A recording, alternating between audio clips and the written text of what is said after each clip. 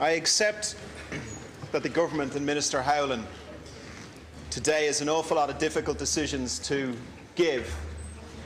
But I have to say, as someone who's never sat through this process nor watched it on television, if I was a lone parent watching this, if I was someone on job seekers watching this circus here today, where a bunch of people making up our national parliament paid a minimum of €93,000 and protected by gilt-edged pensions, behaved like we are behaving today, I would be very, very angry, and I would be very scared about the future of our country. I say that as someone who has never been through this before. Maybe over time I'll change my behaviour, but I hope not. Now, it's difficult to react to the detailed 200 pages very quickly, so I would like first to address the overall approach.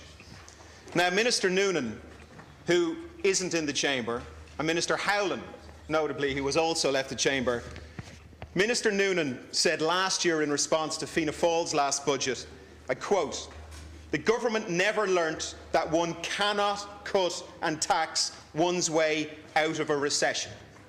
That's what Minister Noonan said last year. He was right then and he's right now. I've said here in the chamber before, there is Harvard research that shows in the last 200 years, one country on earth has ever cut its way out of the kind of debt overhang we have right now. So the question is, can we become the second? Well, what's happening to our economy? We all know our domestic economy is collapsing. The UK is one of our biggest trading partners.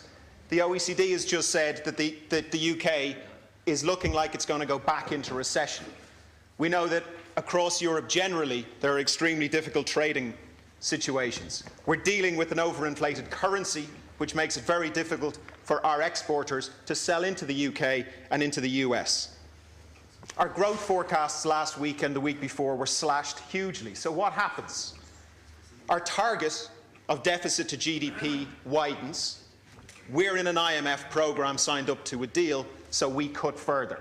What happens? Our domestic economy shrinks further, and we rely and bet the house on the fact that somehow the UK, the US, and the Central European economies are going to grow, and that's how we're going to get out of this.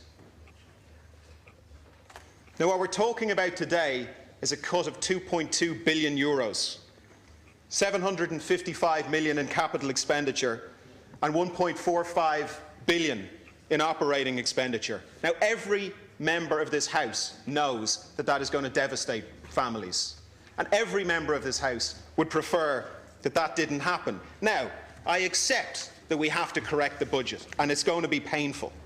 But in January, in a few weeks' time, we are going to pay €1.25 billion to unguaranteed senior Anglo bondholders. That would pretty much cover the entire cut in operational expenditure that we're looking at next year. We're also going to pay €3.1 billion in ill-conceived, expensive promissory notes, much of it to a dead criminal bank, or ex-bank, thank goodness. What else can we do? Now, the government has said that we shouldn't increase income taxes. Now, the normal economic theory says you don't increase income taxes because you don't tax labour, and we're trying to keep everybody at work. Therefore, you tax consumption. And that is smart, good economic theory.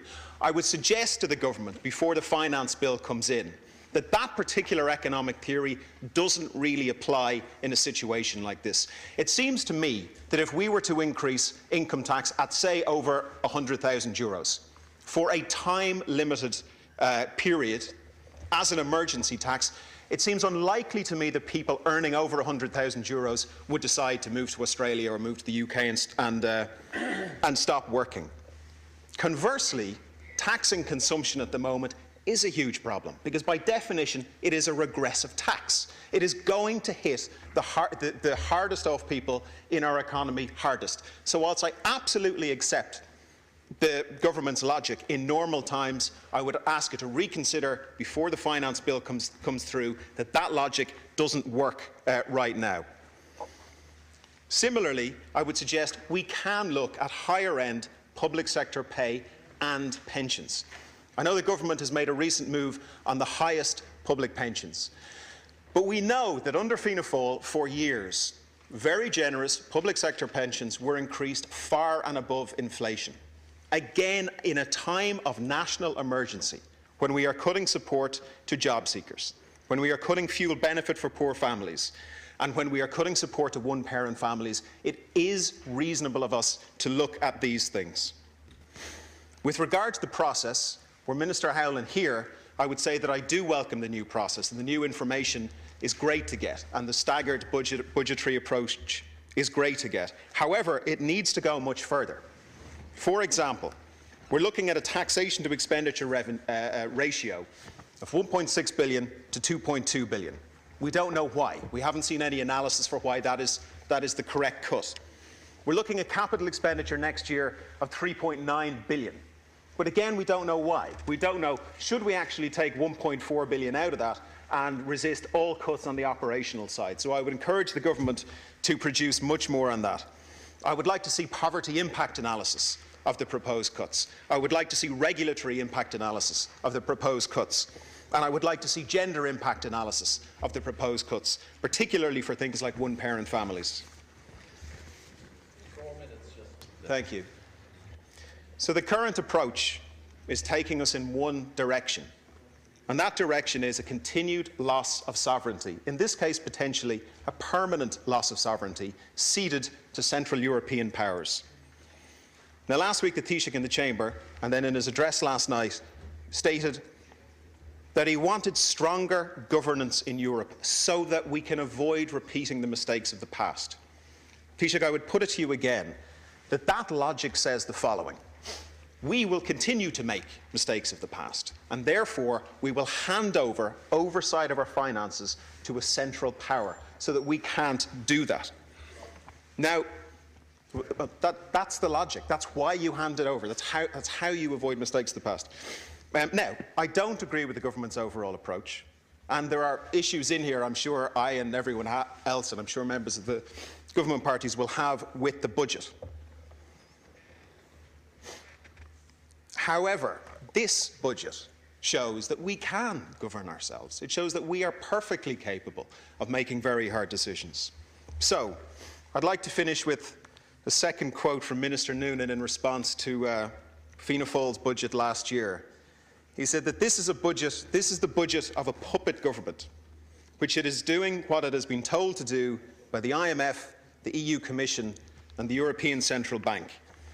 Now, I believe that this new government can escape that fate. Right now, this budget is doing exactly what Minister Noonan suggested the Fianna Fáil were doing last time. So I would encourage the government to come back with radical new proposals. Thank you.